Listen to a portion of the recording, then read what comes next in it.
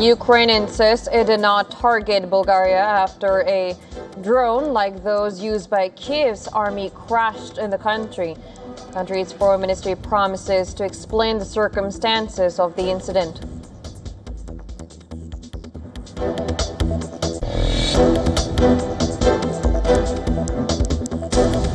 U.S. Senate nearly confirms President Donald Trump's former personal lawyer Todd Blanche as Attorney General, capping one of the most contentious cabinet fights of Trump's second term.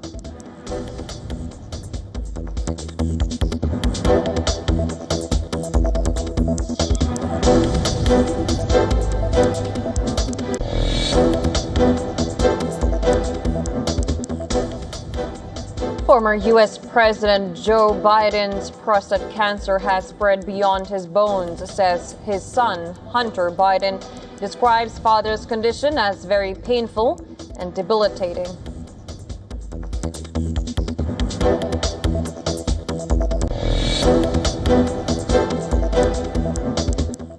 Vice President J.D. Vance calls Prime Minister Narendra Modi, discusses ways to deepen India-U.S. comprehensive global strategic partnership across key areas, including trade and defense.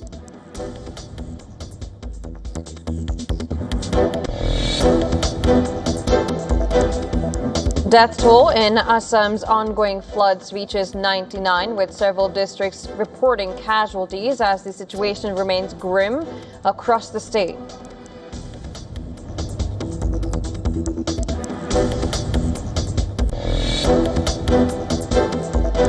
High-voltage drama unfolds in Kosovo Parliament. Opposition MP throws at least 4 eggs at acting Prime Minister before lawmakers and police intervene.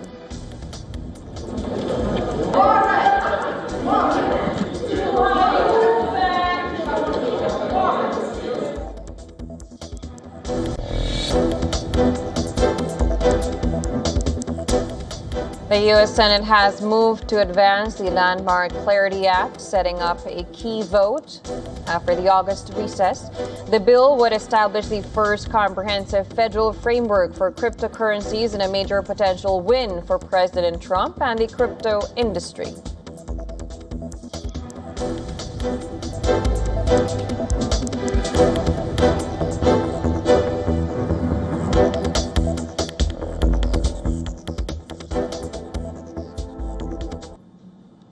Top story in world DNA, U.S. Vice President J.D. Vance has said that his country had destroyed Iran's nuclear program, dismantled its conventional military capabilities, and significantly degraded what he described as Iran's asymmetric military capacity. While speaking on Fox News Channel Saturday in America, Vance said Washington was assessing whether Iran was prepared to make long-term changes that could improve relations with the United States. Vance said that if Iran remained unwilling to make such changes, the U.S. would continue applying pressure. We've destroyed their nuclear program. We've destroyed their conventional military. We've radically reduced their, what you might call their asymmetric military abilities. And right now we're trying to see if they're willing to make the kind of long-term changes that would be necessary to have a better relationship with the United States. And if not, that's fine too. We're just going to keep on applying the pressure that we can apply and getting as much oil and gas out of the Middle East so that Americans can enjoy lower gas and energy. Well, on the other hand, UAE has condemned the attack on its ship, which did not result in any casualty. The country's foreign ministry said that a tanker belonging to Abu Dhabi National Oil Company came under hostile attack from Iranian missile during passing through Hormuz. Later, UK Maritime Safety Agency UKMTO said that a ship was hit by a projectile off Oman, causing a fire that was extinguished but did not specify whether it was referring to the same vessel. On Saturday, Oman said that negotiations with Iran about the future administration of the Strait of Hormuz were positive and constructive, but warned against repeated attacks on shipping as Iran pressed its blockade of the vital waterway. Iranian Foreign Minister Abbas Araghchi said that talks with Oman were approaching the final stages, but cautioned that, and I'm quoting, "this is not a sign of the reopening of the Strait of Hormuz." Arakchi referenced the June deal with the U.S. and added that reopening of the strait is subject to other conditions and compensations for the violation of the MOU by Washington. Arakchi's remarks were accompanied by a statement from Iranian Security Chief Mohammad Baqir Zolaghdar, who laid out a laundry list of preconditions for reopening the strait, something which the Trump administration is unlikely to meet. Now, this includes lifting of parallel U.S. naval blockade of Iran, the end of sanctions, an end to the war and aggression against Iran and its allies in Lebanon, Palestine, Yemen, Iraq, the release of furs and assets, and compensation for the violation of MOUs signed by the United States and wartime damage are also among the demands in the list. The IRGC also underscored that Hormuz's reopening had nothing to do with the negotiations between Iran and Oman. It said that the enemy is forced to accept Iran's conditions for the opening of the strait. Meanwhile, Israel's public broadcaster reported that U.S. Admiral Brad Cooper, head of U.S. Central Command, which leads West Asia operations, paid quick visits to Gulf allies, the UAE and Bahrain, as well as Israel, which Israeli media termed as a multi-front situation assessment. Well, Cooper also reportedly met with Israeli military chief Eyal Zamir. And amidst these developments, Iraq's oil minister Bassem Mohammed has confirmed that Baghdad is in talks with Iran on an arrangement to allow Iraqi oil exports, but that the mechanism itself has not been yet activated. We have been in discussions with our brothers in the Islamic Republic regarding permission, but this issue has not yet been finally resolved and is not currently in effect. All right, shifting our focus now. U.S. Vice President J.D. Vance dialed Prime Minister Narendra Modi on Saturday to discuss ways to further strengthen the India-U.S. Comprehensive Global Strategic Partnership. And during the phone conversation, both leaders discussed ways to deepen the India-U.S. Comprehensive Global Strategic Partnership across key areas. The phone call comes at a time of rising tensions in West Asia in days after Turkey, Saudi Arabia, and Pakistan signed a mutual defense pact. On Saturday, in a post on X, PM Modi wrote, and I'm just quoting here, received a phone call from U.S. Vice President J.D. Vance. We discussed ways to further deepen India-U.S. Comprehensive Global Strategic Partnership across key areas. The Prime Minister also added, warmly congratulated him and the Second Lady on the birth of their son and conveyed best wishes to the entire family. However, the American side has not yet provided any details of the conversation. It is not yet known whether the proposed trade deal between India and the U.S. figured in the talks, but the conversation follows the clearance of sweeping Russia sanctions bill by the U.S. Senate. Now, the bill authorizes Trump to impose 100% tariffs on the world's top 5 purchasers of Russian oil or natural gas, including India and China.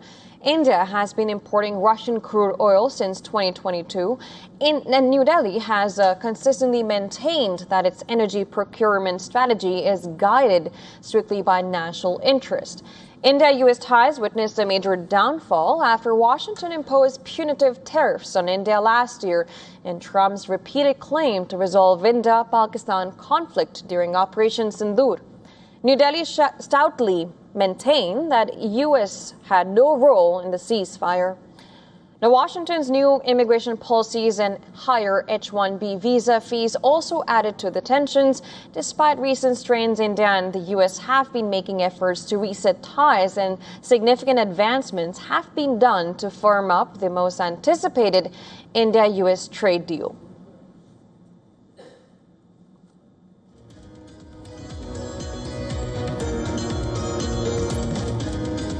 Now, Russia continues to pound Ukraine with the latest strikes killing 4 people. And the latest attacks come as Ukrainian President Volodymyr Zelensky warned of a tough winter, saying that the country does not have any working thermal power plant left. The overnight barrage of missiles and drones struck Kyiv and the surrounding regions. Multiple explosions have been reported in Kyiv as Moscow struck the Ukrainian capital with ballistic missiles.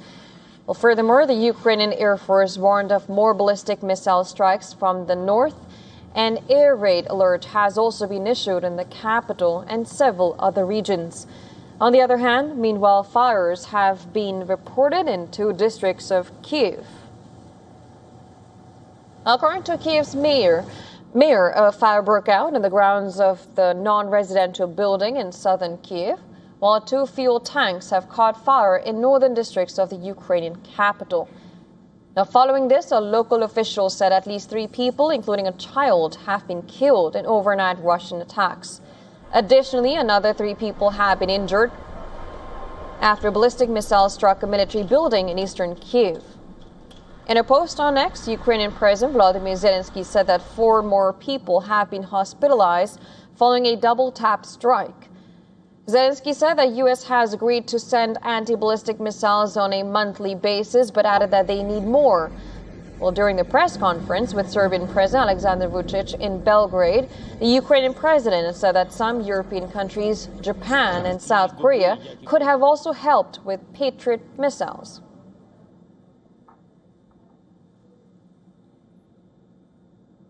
First of all, who has anti-ballistic missiles and a system? The manufacturer is the United States of America. Can they help? We're working on it. Will they supply us with missiles every month? Yes. We have agreements in place. Are these missiles enough? No. Amidst the Russian strikes, Zelensky also warned that Ukraine is facing a tough winter. The Ukrainian president said that the country is left with virtually no intact thermal power plants owing to the Russian strikes. We also spoke about the challenges Ukraine faces this winter, when we are left with virtually no intact thermal power plants because of Russian strikes, when Russian missiles are aimed precisely at making the lives of Ukrainians unbearable. All our cooperation projects with partners in the energy sector are of great importance. It is important that there are ways to strengthen energy cooperation between our countries. On the other hand, Zelensky claimed that Russian energy infrastructure has suffered losses worth trillions of rubles, calling a recent Ukrainian operation very successful.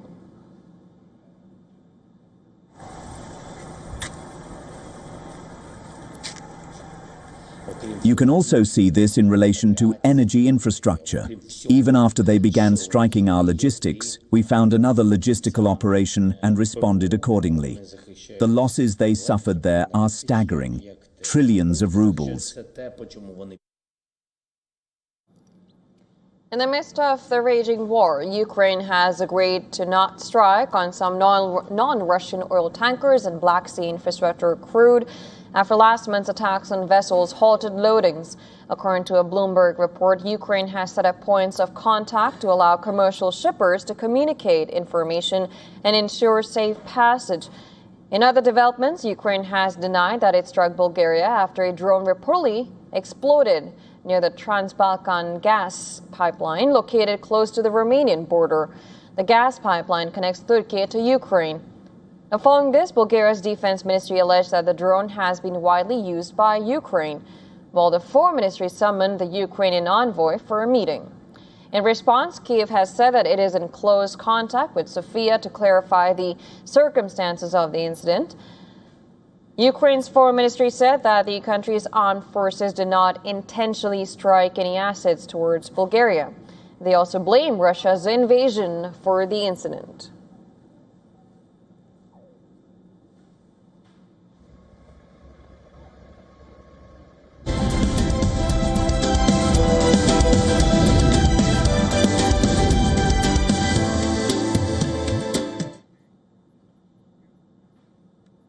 Now, artificial intelligence is driving an unprecedented boom in data centers around the world. But there is an unexpected problem emerging. The massive and unpredictable power demands of AI systems are beginning to damage the very electrical equipment that keeps these facilities running, raising fresh concerns about reliability and infrastructure costs. Data centers are the backbone of the digital economy, powering everything from cloud computing to AI chatbots. But unlike traditional computing, AI workloads can cause electricity demand to surge and drop within seconds. Now, that sudden fluctuation creates what's known as power quality issues, rapid voltage swings that put stress on critical electrical equipment such as transformers, switchgear, and backup power systems. Industry experts say these voltage fluctuations are becoming more common as companies deploy increasingly powerful AI chips. A single AI server can consume several times more electricity than a conventional server, while large AI clusters require tens to hundreds of megawatts of power. That is enough to supply tens of thousands of homes. Now, the challenge is not just the amount of electricity AI uses, but how quickly that demand changes. Now, those sharp spikes can reduce equipment lifespan, increasing maintenance costs, and even trigger unexpected outages if power systems are not designed to handle them.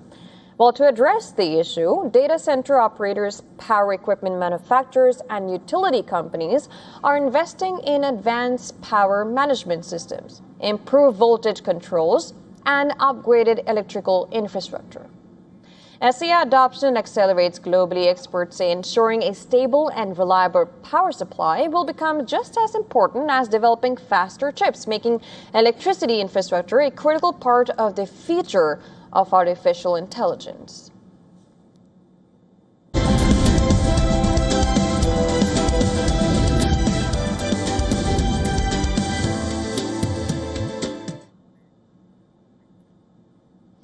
Now, the future of the Commonwealth Games itself was uncertain just a couple of years back. But after the latest edition of the multi-sport event in Glasgow, the Games are alive and kicking.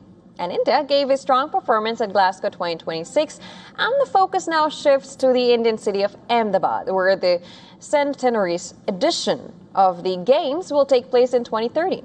Take a look at this report for more details on this.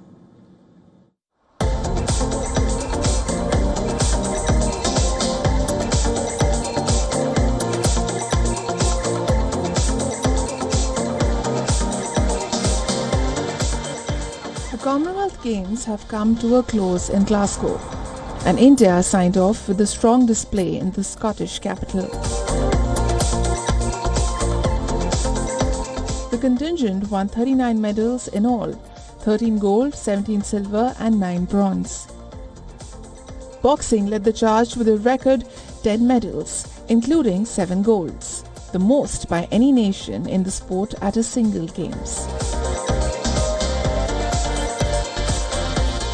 Para-athletes also shone, while weightlifting, judo and athletics added to the haul as well.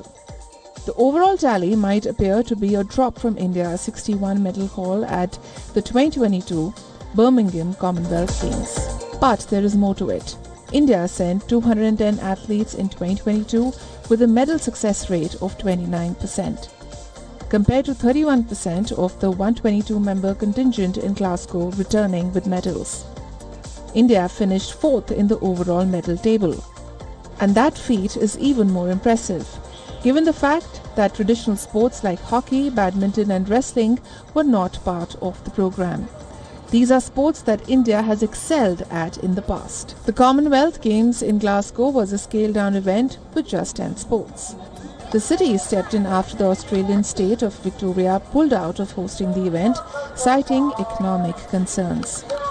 That put the future of the Games itself at risk, before Glasgow came to the rescue in 2024. And given Scotland only had 2 years to prepare, they certainly put out an excellent show. The last 11 days in Glasgow have been absolutely brilliant. There have been so many sports on and so many people here, and everybody's had a great time, and they've been really, really friendly and helpful.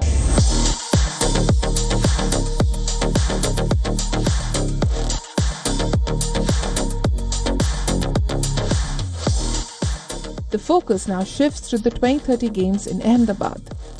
The CWG baton is now officially in Indian hands. Glasgow handed over the flag and ceremonial baton to India during the closing ceremony. The 2030 edition carries extra weight. It marks the centenary of the Games, first staged in Canada in 1930. While Glasgow was a scaled-down affair, That is certainly not going to be the case 4 years from now in Ahmedabad, where at least 15 to 17 sports are expected to be part of the program, including yoga and kabaddi. The Commonwealth Games in 2030 is seen as a major stepping stone for India in its bid to host the 2036 Olympics. I am from Ahmedabad, India. I'm from the city which is going to host the games next time around in 2030. What brings me here is actually I'm on a study trip to sort of see how Glasgow did it. The main venue will be the Narendra Modi Stadium, with 74 Commonwealth nations expected to take part. 20 years after the Delhi Games, India will once again host the multi-sporting event. But this time, it seems there will be much more on the line.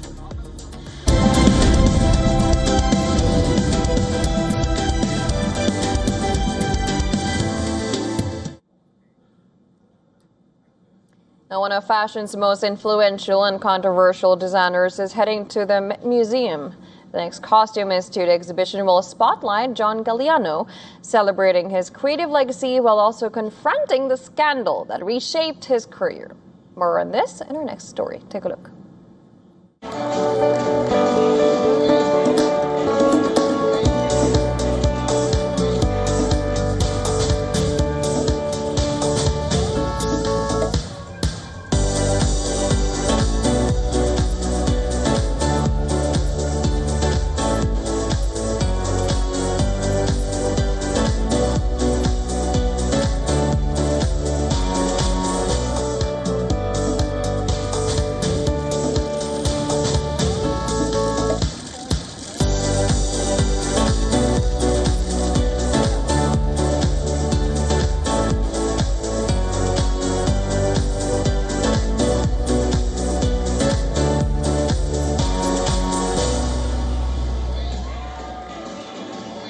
Now that's all for now. We'll be sipping into a very short break. We leave you with some visuals from across the globe that made headlines this week. We'll be right back after a short break.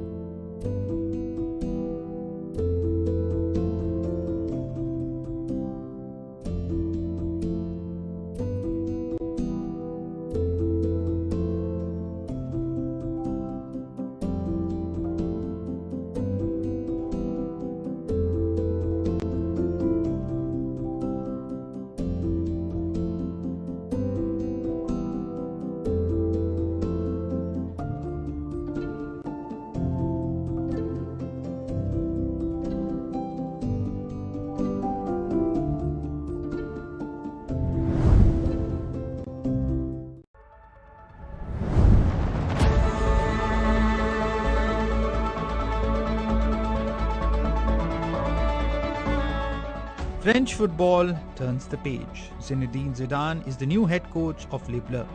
The French Football Federation has officially named Zidane as successor to Didier Deschamps, who steps down after 14 years in charge.